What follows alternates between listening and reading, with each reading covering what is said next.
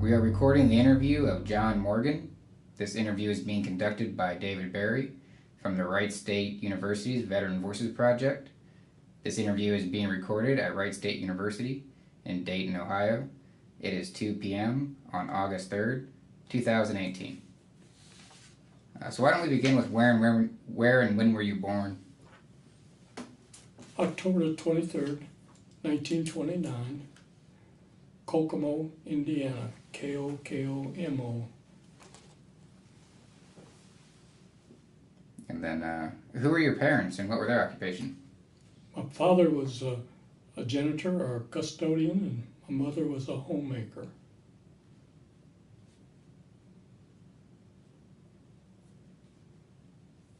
Did you have any siblings?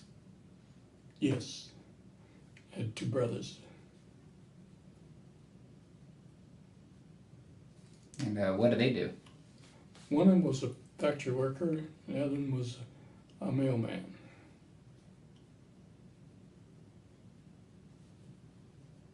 Did any of your family members serve in the military? Yes, my brothers served in the Army.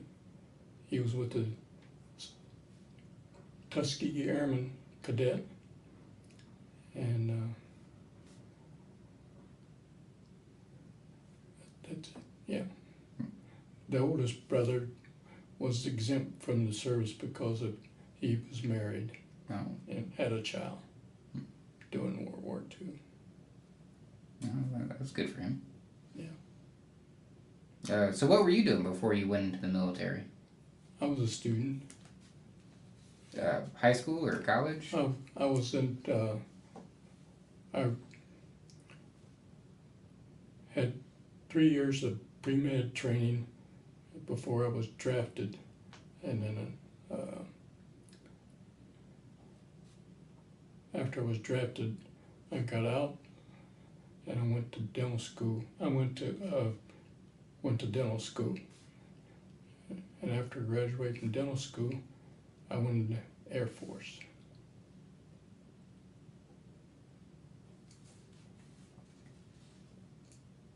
Yeah, so why did you choose the Air Force? When I was in the senior year, they set around things to see which branch I wanted to go to, and I decided I'd already been in the Army, I was just going to go to the Air Force. When did you join the Army? 1951. Served 2 years to 1953. So why did you start, or what drew you into joining the Army? I was drafted. How'd you feel about that? Well, I wanted to finish my education. I thought maybe I wasn't ready to go to service, but it worked out well. They put me in the dental assistants, and I was in the dental laboratory, and when I got out, it was helpful when I went to dental school. So the 3 years of medical training the schooling that you did before joining the military, was that just general medical or? Ask the question again, please. Oh, okay. You said that you had done a little bit of medical school before joining the military, right? I was a pre-dent, what they call. Oh. I spent 3 years of college and to be accepted into dental school.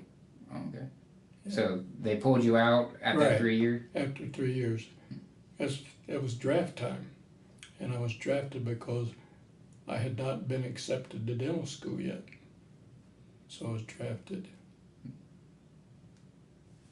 Was your brother drafted as well? No, he wouldn't. He joined. Yeah. How did your family feel about you leaving for the military? They were a little discouraged. They wanted me to get my education and not worry about it. But when you're drafted, you're drafted.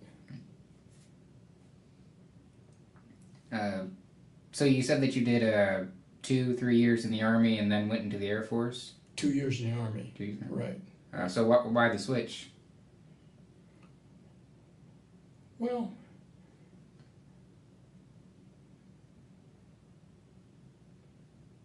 I thought the Air Force would gave me bigger opportunity because they promised me different things. Yeah. And was that the case? Yes, very much so. Yes. Uh-huh. They sent me to all kind of schools, and then I got the assignments I wanted, and it was nice. Was it pretty easy for you to switch from the Army to the Air Force, or was that a struggle? No, it wasn't a problem. Yeah. And then with your medical training, did you go in as enlisted or did you go in as an officer? I was enlisted when I was drafted. I got to be up to corporal. And then when I went into the Air Force, I entered as a captain. And when I retired, I was a full colonel. How was the difference there? Because you got to it is in the Army we called it a Mustang. Is that what the Air Force calls it when you go enlisted into officer? I don't know. I'm not familiar with that term. Oh, okay. How was it getting to see both sides of the military, both Army and Air Force, and then enlisted and officer? It was a big difference. Yes. It was pretty rough. And when I was in the Army, moving around, I went to 7 different posts in 2 years. Yeah. Why did they have you move so much? Just for training, or? No, I just they just moved me from different places because my assignments, I guess. My last couple assignments, I think, the colonel I worked for one place, I think when I got the other place, when I walked in, he says, "Congratulations for being here." So I don't know whether he had anything to do with that or not, but he was an excellent surgeon, and I was his assistant. And he said it was pretty good, so I don't know. I was the commander's driver for a while, and once the commander started telling the other officers that I was doing a good job, when it came time for me to move around, another officer always tried to scoop me up. So right. They definitely talked to each other. Yeah. I think that works. I think that's what happened. So why the dental field? I mean, was that something you'd always wanted to do, or did you fall into it? Well, I don't know if you want that story or not, but during the time of segregation, my brother's wife had a toothache. She walked the floor for 2 nights because she couldn't get a white dentist to extract her tooth, and we didn't have a black dentist in my hometown. So finally my father talked the guy into one of the dentists, and she went up the back stairs and had her tooth taken out. And I was in about the 3rd or 4th grade. And I said, I'm going to be a dentist and come back to Kokomo. And so all my career, I took the courses I wanted to get to dental school and everything. So that was my dream, and I fulfilled it. So did you end up going back and doing that? No. That's when I graduated from dental school. I had so much debt that I went in to see about opening up an office, and they said $15,000, and I couldn't do that. So I decided to go to Air Force for 2 years, pay off some of the debts, and then come back to Kokomo. But when I got in the Air Force, they offered me a regular commission, which was kind of rare for a regular commission for a black at that time. And they sent me to schools. So I went to several schools, and I got to be a general dentist extraordinary. And then I went to oral surgery school, went to prosthodontic school, and went to graduate training school. So I did well. How did it feel to be offered that, to be offered the normal commission when it wasn't Yeah, a well, normal thing at the time? that's why I stayed on. That's why I joined. Yeah, yeah. It was disappointing for my mother because she wanted me to come back home. But I think it was best for me. Was that one of the opportunities you were talking about earlier that the Air Force offered you? Right.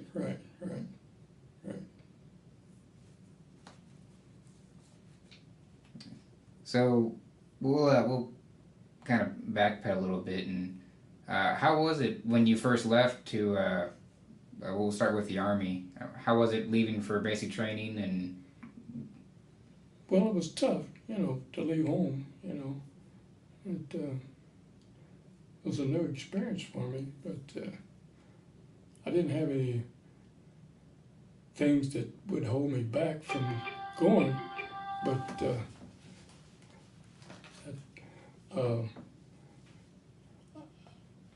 I don't know really how to explain how you feel when you're drafted. It was tough, yeah, because some of my dreams were, I didn't know if I'd ever get back to dental school, and I was going to Korea and ever survive and all that stuff. So yeah, it was. And then I moved around so much, it was tough. Did the thought of burning the draft card or going up to Canada ever come up? Oh no, nothing like that. Nothing like that. No. I was still patriotic.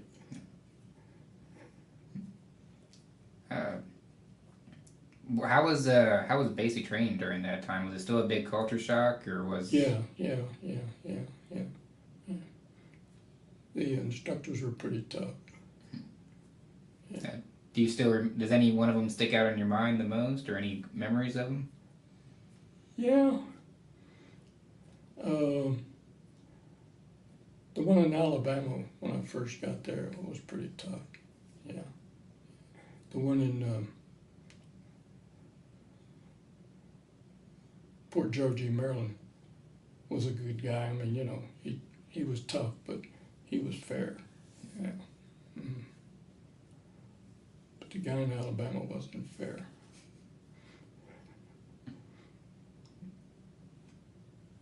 Was there anything that helped you get through it? Any advice anyone gave you, or anything you told yourself? Or well, when I got to the bases, I was very encouraged. But a lot of the dentists that I was working for, I had one guy one of the dentists offered to take care of me, help me with some of my finances, which was remarkable. Yeah. And then when one of the dentists got me a job at the theater in the evenings, but that helped, yeah. But they were very encouraging. Did the military have a program at that time to help pay off student loan, or do they have a GI Bill?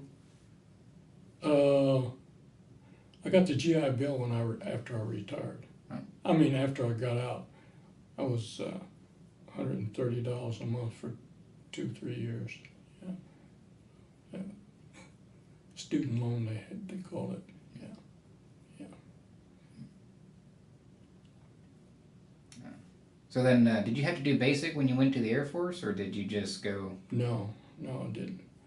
I had to go to indoctrination to be an officer, but I went in right away as officer. Didn't have to do any of that. No. Was the indoctrination, was that kind of like officer candidate school, or? No, they try to teach you how to march and teach you how to salute and I knew all that anyway, but they teach you how to be an officer. Things you can do and things you can't do and all that stuff. Different from enlisted to officer. Yeah. What was the biggest difference you saw from Army enlisted to Air Force officer? The way you lived. Yeah, yeah. You know, it's difference in the barracks.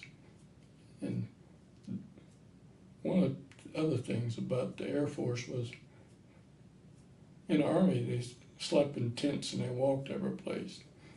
The Air Force, you got to ride.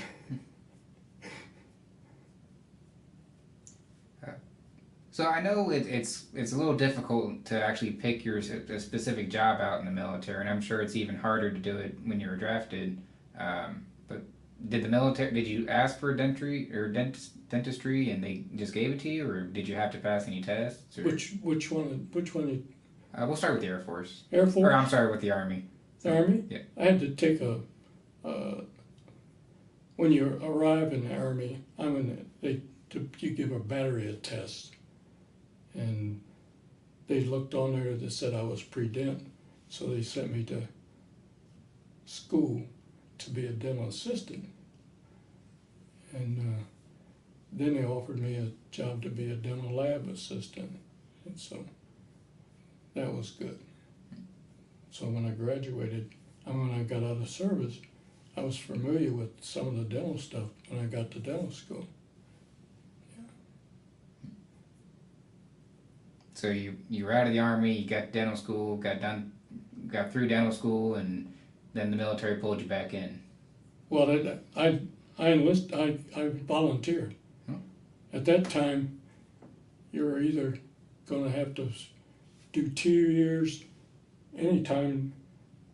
They could call you anytime for 2 years during that time, because I was in the reserves for 6 years. Yeah. Mm-hmm. And so when you graduate from dental school, you have a commitment to do either service things or go in service, or so I decided to go in the Air Force for 2 years for help me pay off some of my debts.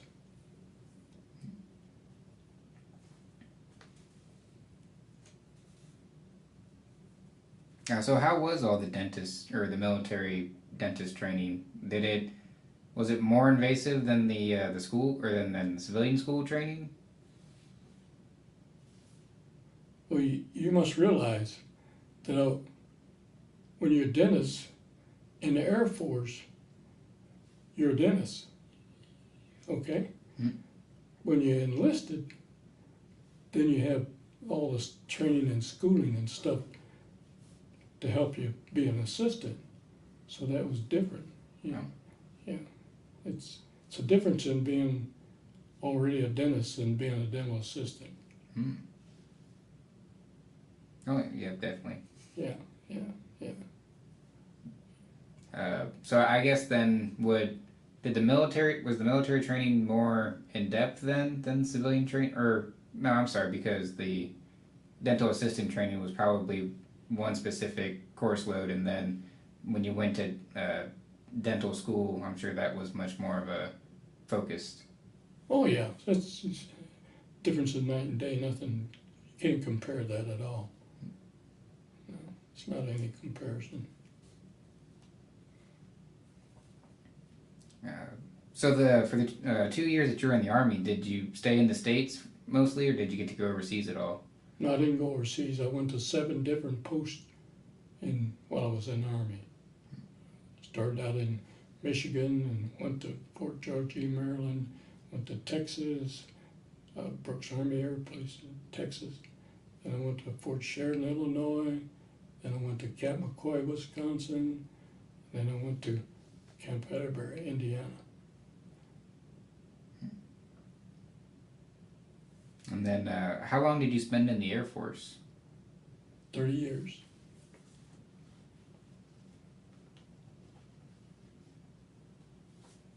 I'm sure they sent you all over Yes, in 30 years. Yeah, well, I started in California, went to Japan, then to Illinois, and then Vietnam, and New Mexico, and then to Germany.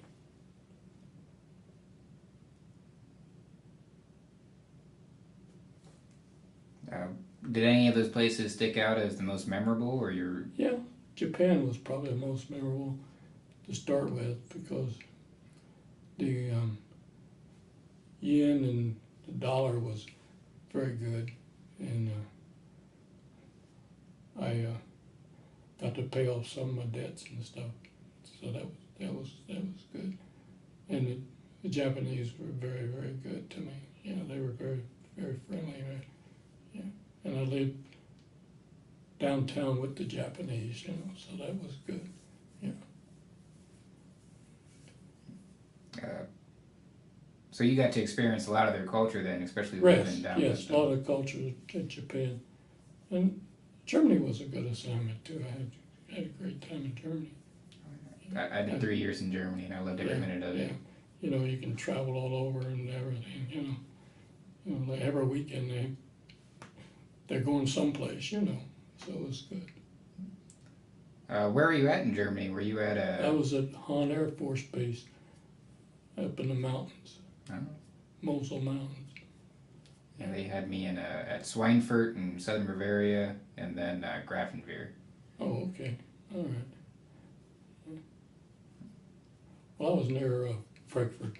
Oh. It's away from Frankfurt. Yeah, I was a little south from Frankfurt. Yeah. Frankfurt was a good city. Yeah. So out of the places, I mean, were there any food dishes that were superb or? Yeah, I liked the German food. It was very good. Yeah. I learned to eat a lot of good stuff in Japan, you know. First of all, the first time I didn't want to sure, but after you're there for a while, it's good.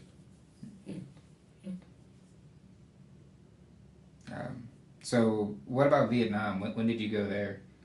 I went there for 1 year, 1951. No. 19, let's see, I get my stuff there straight. 71. I went in Vietnam. Yeah. And, how was that for you? It was a little scary when I first got there, but then being a dentist, I was stationed in Saigon, and I worked out of a hospital, and I wasn't out in the bush and none of that stuff. But that was good, yeah. But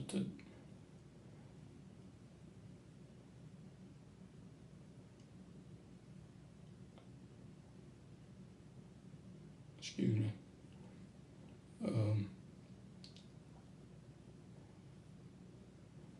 It was a little rough when I first got there, you know, but after that, I got accustomed to it. And Vietnam was a little different war than others, I guess, because they would say, "Don't go any place or hide low this weekend because there's going to be an attack," or something like that. Yeah. So, And how did you adjust to that?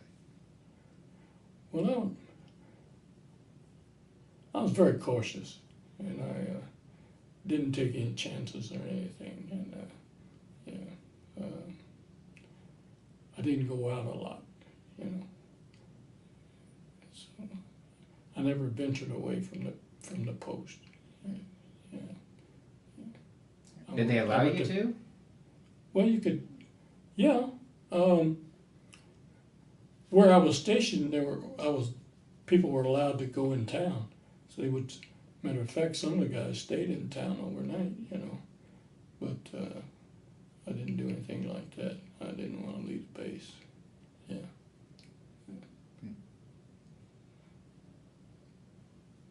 I'm sure that your patients were always happy to see you because I'm sure they didn't have very many luxuries in Vietnam. Yeah. Well, that was a good assignment for me, really, professionally, because I was a general dentist, you know, but I'd had training in oral surgery. And while I was there, the oral surgeon got kidney stones and had to be evacuated out since I had the training, I was the oral surgeon for a while, and that was good. Yeah. I was happy. Happy to get your hands wet. Was it once you moved into that position? Did you stay an oral surgeon, or did you go back to being a general dentist? I went back to, well, when you go different places, some things that required that you're looking for, that since I had special training, I worked in Crown and Bridge at one place. I was an oral surgeon in another place, and so then I was the commander for a while. Yeah. So when I went to Germany, I was the dental commander, and then when I went to New Mexico, Illinois, I was a deputy commander, a director of dental services. So I had some good assignments. What does it mean to be a dental commander? And then Well, you're in charge about, you run the dental clinic itself, and you're in charge about 15 people. And then when you moved up to the other position, the deputy Dental director, yeah, then there was more responsibility there.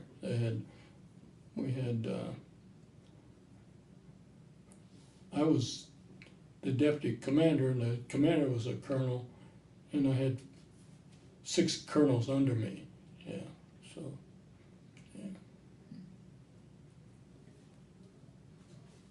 yeah. How was it having all that responsibility and being in charge of? I loved it. Yeah, yeah. Did you ever guess that's where you'd end up when you were in 3rd grade, playing your dreams? No. Even when I first went in service, I didn't expect to be any more than a major. You know? Yeah. You got to remember, when I first went in, this is days of segregation, and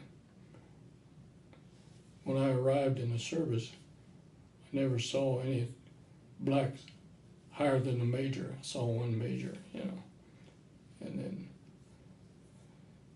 but I had good people that helped me, had good commanders, wrote me up very well. So I progressed, and just, it's a wonderful career. What were some of the biggest challenges for you during those early days when the military was still segregated? Well, I have one story.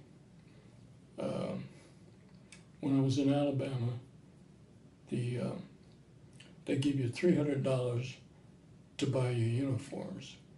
So I was at a base called Gunter Air Force Base, and I had to buy my uniforms over at Maxwell, which is across town. And that's probably one of my most humiliating things in my life, is when I had to lie on the floor, the back seat of the car, because I couldn't ride with whites unless I was driving as a chauffeur's cap. So I had to lie on the floor till I got over there, then I could get up. And when I got back, that was most humiliating things that I still remember about the service.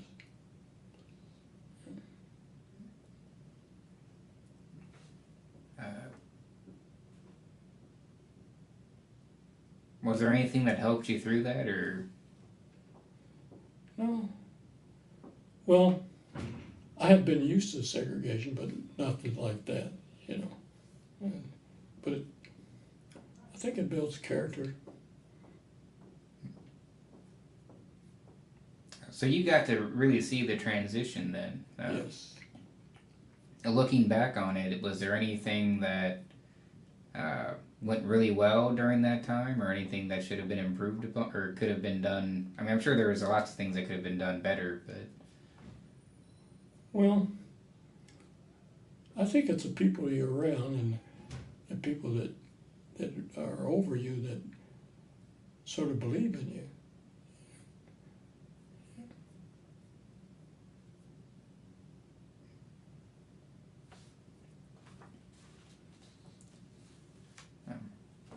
I guess we'll go back to during Vietnam. Was there any times did you see combat either on a convoy or going in or going out? No.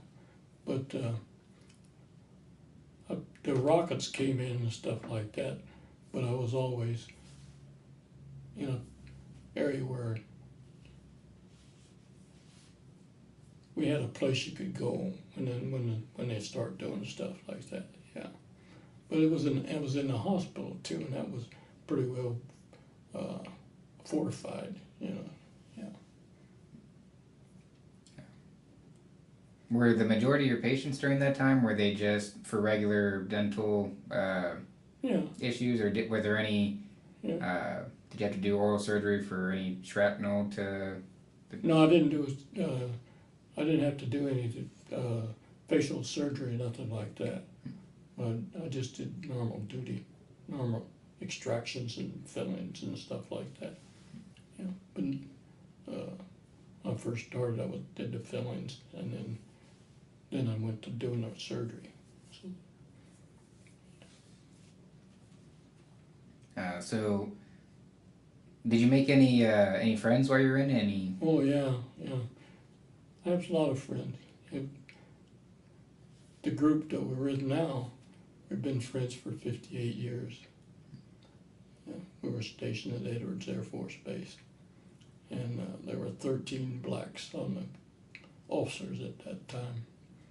And I was the captain, and the others were second lieutenants and so. And you couldn't do a lot. Every weekend we would all get together and do things, It got to be like a family. And we still reminisce of all the stuff we used to do. Yeah, but it was a challenge, because things weren't still. This was in 1960, so things were not that, that good, And as a dentist, I would have some of the white didn't want me to work on them because I was black. And then after I was there about 6 months or so, they started coming because they thought somebody said I was one of the best on the base, so they all wanted me to do it then. So, yeah. One of the best stories is I had a major come to me and he says, you think it'd be possible for you to work on me? I said, sure. He says, well, if you're a Negro and a major, he said, I know you could. So that was one of the few things that makes you perk up, be okay. Good people in the world. No, I'm glad you got to see that. Huh? So I'm glad you got to. Those people came into your life. Yeah. It was good. Yeah. So the group that you mentioned that you're with now, what's the name of that group? We call it the Cold War Eagles. That's our name we've given. That's when the Cuban crisis came along, and then the man went to the moon. Kennedy wanted to start a program. And at that time, he said he wanted one black in there. He thought he'd get a black astronaut too.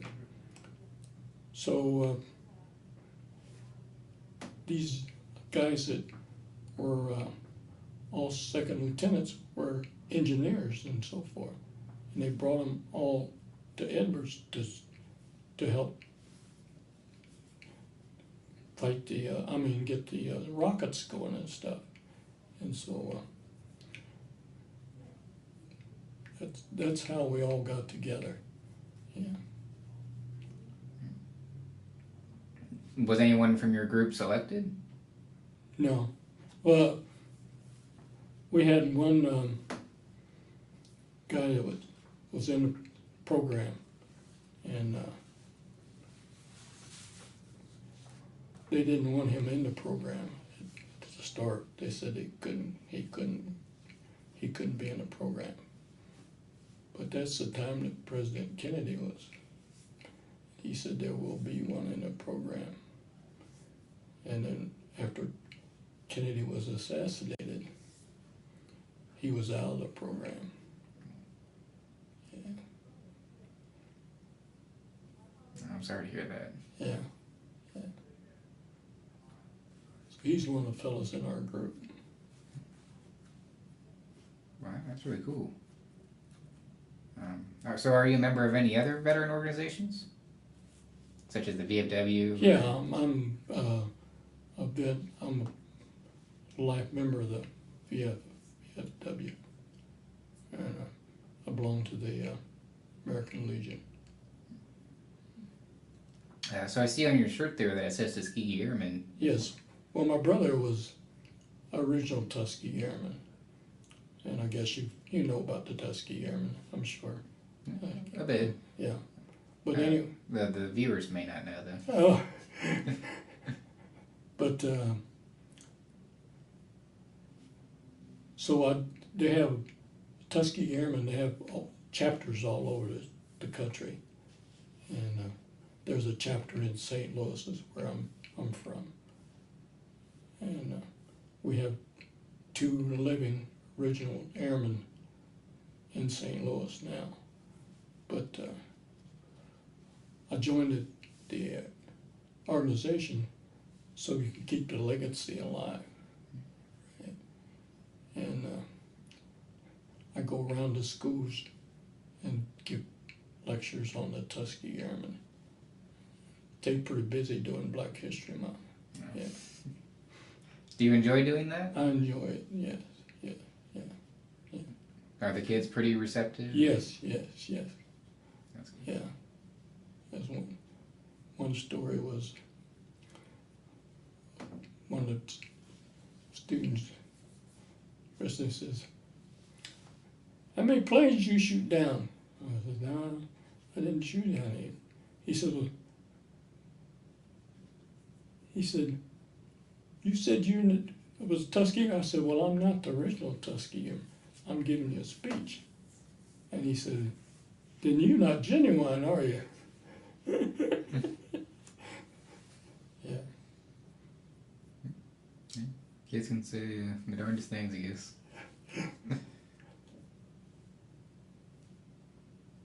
Well, I have a couple more questions for you.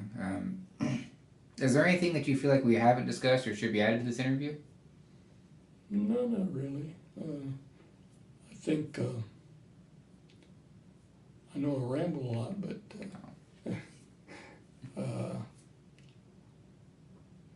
the Air Force was good to me. I enjoyed it. And, as far as myself is concerned, I don't think I could have accomplished any more than what I've done. Yeah, I've gone pretty high. I thought that when I first started, I wouldn't go very far, but after the training they gave me, it allowed me to do other things. When you get to be commanders, that's pretty cool. And then my last question is, what message would you like to leave for future generations who view this interview? I have my own personal reasons. I think we should still have people come in for 2 years for disciplinary things. When you go in service, it changes your life,